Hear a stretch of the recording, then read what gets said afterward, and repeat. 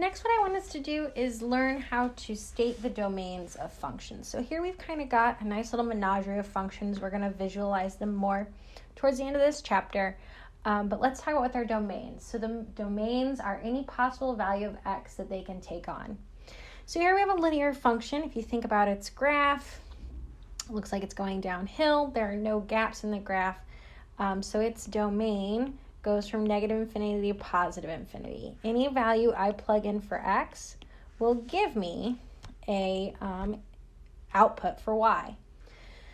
Next, let's take a look at this function. I've got f of x equals 1 over x. This is in fact the reciprocal function. It's an example of a rational function. And what's one thing I can't do in mathematics? Well, one thing I cannot do is divide by x. If you plug this into your calculator, it's going to take the shape of kind of one of these. That's the reciprocal function. This is what it looks like. What it does is it skips over 0. There's an asymptote there because it cannot take on the value of 0. So the domain for this is going to be from negative infinity to 0 and from 0 to positive infinity. We're just going to skip over 0. Note, I've put these in interval notation, but we can also write them in set notation. I believe our text does primarily write them in set notation, but it's good to know how to go between them both. So to write our first domain in set notation, I'd have x such that x is a real number.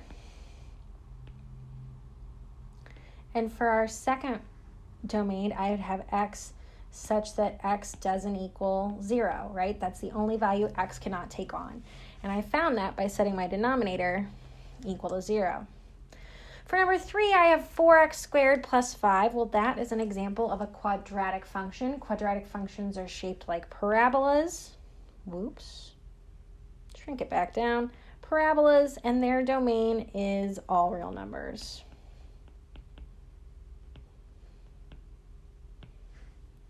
So x such that, that's what this vertical bar means, by the way. It means such that x is a real number. You could also write an element of r. This is another way to write is a real number. I don't care how you write it, as long as I understand what you're meaning. But let's take a look at number 4. So again, this is another example of a rational function.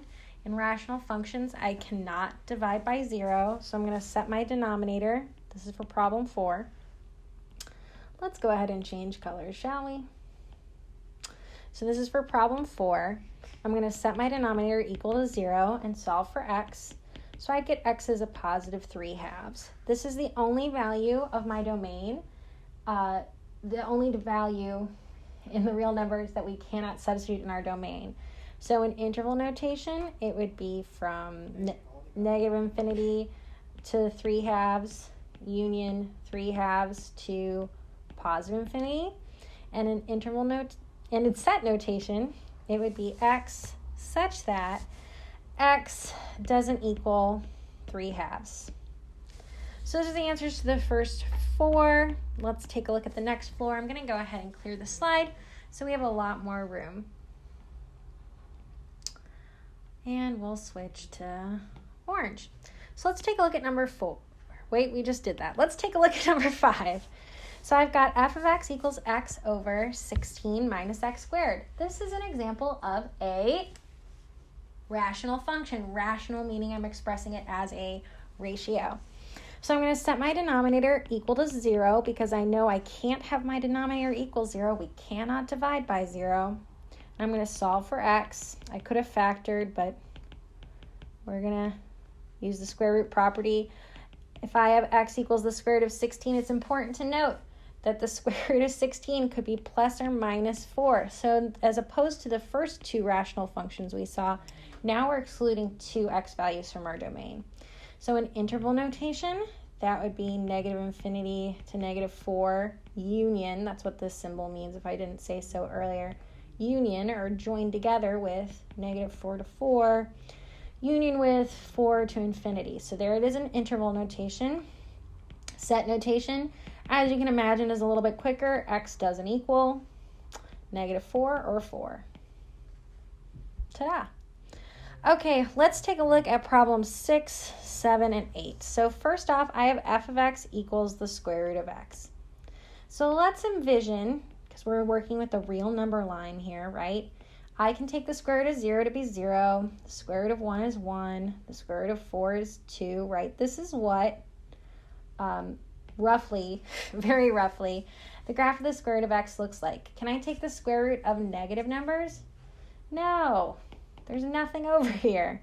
So its domain is going to go from 0, which is included, so it gets a square bracket, to infinity. Or we could say x such that x is greater than or equal to 0. That's another fun way to put it. Let's take a look at 7. I have f of x equals the square root of x minus 3. What's that going to do? Think about how that shifts our graph. Let's draw it in not red. Let's do orange. I mean red. So I've got x minus 3. So that would mean the square root of 0, if I have x equals 0, I'd have 0 minus 3. Well, that's negative 3. I can't do that. I'm going to have x when x is 3, right? That's when I would get the square root of x is 0. So what it's done is it's shifted my graph to the right 3. This is something that should have been discussed in your college algebra class. If you have any questions about shifting graphs, let me know. I'll send you a YouTube link. So here, my domain is from 3 to infinity, or x such that x is greater than or equal to 3. Last but not least, we have the cube root function. Let's change colors, something cheery for the cube root function.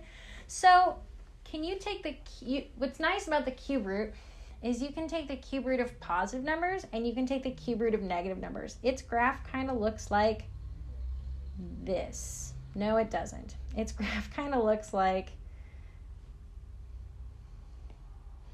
let's erase that. Okay, we'll erase the whole thing and we'll start over. So the graph of the cube root function looks like this. I had accidentally drawn the cube function. It looks kind of like this, like a little S. Because we can take cube roots of positive numbers and negative numbers, right? The cube root of negative 8 is negative 2.